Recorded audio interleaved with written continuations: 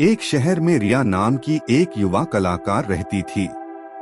उसकी सबसे बड़ी ख्वाहिश थी कि वह अपनी खुद की आर्ट गैलरी खोले। लेकिन हर बार जब वह शुरू करने का सोचती, उसे लगता कि चीजें परफेक्ट नहीं हैं। मुझे बड़ा स्पेस चाहिए, बेहतर पेंटिंग सप्लाई चाहिए और ज्यादा पैसे चाहिए, वह खुद से कहती। सही समय और परफेक्ट परिस्थितियों का इंतजार करते करते उसने कुछ भी शुरू नहीं किया।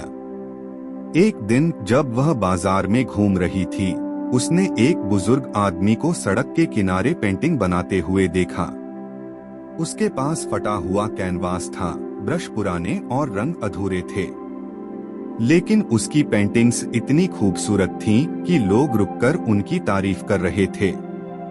रिया ने पास जाकर पूछा, आप इतनी खराब परिस्थितियों में यह सब कैसे कर पाते हैं? उस बुजुर्ग ने मुस्कुराते हुए कहा, अगर मैं सही समय और परफेक्ट सामान का इंतजार करता तो शायद कभी पेंटिंग ही नहीं कर पाता। जो कुछ भी है उसी से शुरुआत करनी पड़ती है।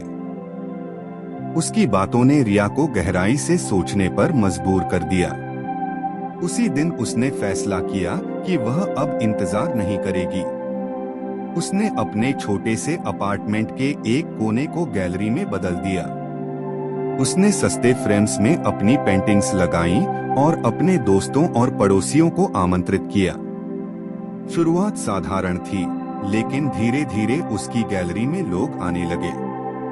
थोड़े ही समय में एक लोकल आर्ट कलेक्टर ने उसकी मेहनत देखकर उसे कम्युनिटी सेंटर में एग्जीबिशन का मौका दिया। यह उसकी पहली सफलता थी।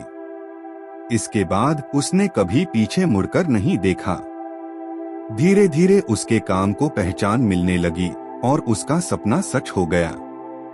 अब जब कोई उससे उसकी सफलता का राज पूछता है तो वह कहती है, परफेक्ट समय जैसी कोई चीज नहीं होती।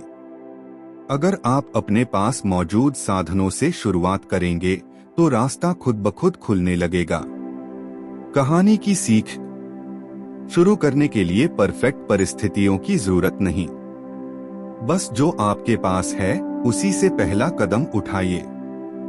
हर छोटी शुरुआत ही बड़े सपनों को हकीकत में बदलने का रास्ता है। यह कहानी हमें सिखाती है कि इंतजार करना सिर्फ समय बर्बाद करना है। हर शुरुआत छोटी होती है, लेकिन वही आपको सफलता की ओर ले जाती है।